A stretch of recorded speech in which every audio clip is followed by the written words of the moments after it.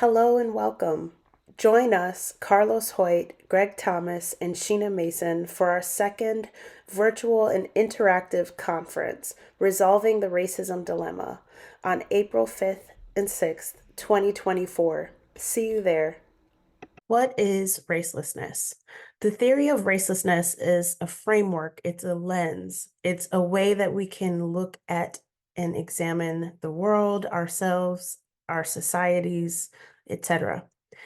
As a framework, as a lens, it carries core tenets and rules, has tools and language that anyone can learn and engage with the express purpose of identifying and being more clear-eyed about what racism is and what it isn't, and as important to me, how to effectively stop the causes and effects of racism. The core tenets of the theory of racelessness include the following. Our belief in race and practice of racialization are not meaningless because racism and valuable aspects of humanity hide behind what we call race. One of the central tools of the theory is something I call the racelessness translator.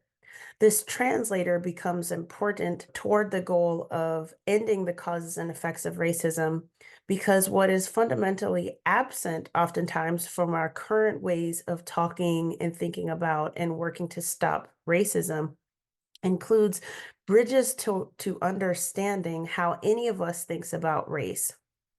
And those bridges to understanding are critical if our desire is to truly come together, reconcile, heal, unify, and create a better future for all. So the racelessness translator helps people recognize race or what's presupposed to be racial and dig deeper to fully understand what is being communicated, whether it's something explicitly about racism itself, whether it's about culture, ethnicity, social class, economic class, also key components of racism.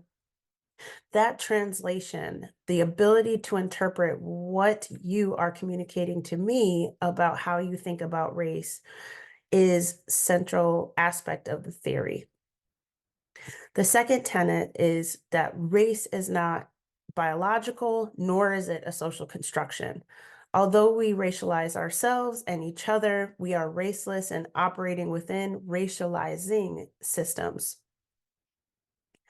Number two, whether spelled the traditional way or whether spelled as I spell it in the theory with the word race in it, racism is a socially constructed system of economic and social oppression that requires the belief in race and the practice of racialization to maintain and reinforce the power imbalances.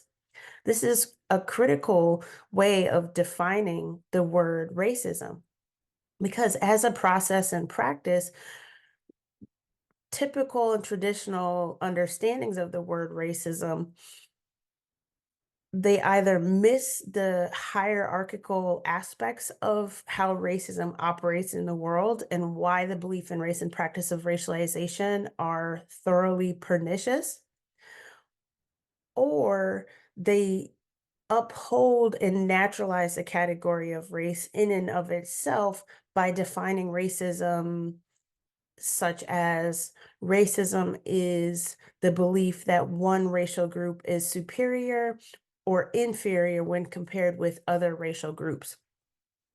That very definition misses the opportunity and the necessity of interrogating the idea of racial groups in the first place. And it's missing the fact that there are external factors in any context that are dictating and deciding and assigning these racial identities, which result in the dehumanizing, thereby the presumed inferiority or superiority of any person when compared with another person. So as part of the theory, when one understands racism in the way that I defined it, one can be infinitely more clear-eyed about the root causes and the effects of this thing called racism. The fourth tenet is that racialization is the process of applying an inescapable economic and social class hierarchy to humans. And the reason I define racialization in this manner is in large part because so long as racialization is happening in any context, any society, any time period, the dehumanization of particular people within that context is also happening. And to fully dismantle and uproot that thoroughly pernicious process of dehumanizing any group or any person and people, we have to recognize racialization not just as a process of applying race or racial identities to folks, but also as a process of applying inescapable dehumanizing identities to people in ways that require the end of that thing called racialization. Racialization cannot exist in a manner that is benign or neutral. And it certainly can't exist in a way that's beneficial to every person within a particular context. And the last tenet of the theory is that racism does not exist everywhere in the same way, and it can be overcome. And really, what I mean there is that we can end racism. Just because racism exists as it does in the ways that it does at this very moment does not mean that I have to incarcerate my imagination into believing and accepting that racism has to continue to exist and persist. I invite all of you to join me in engaging with the theory, learning about the tenets, learning about the context and knowledge that comes behind these tenets, learning the philosophies that underpin the entire theory. That's another critical component of the theory, is that it is its own philosophy of race. And the philosophical inclinations of the theory actually encourage more people to, again, be more clear-eyed about what racism is and more effectively, number one, want to stop the causes and effects of it. And number two, embrace their own power as individuals to come together in community with other folks freer as a result of engaging with the theory.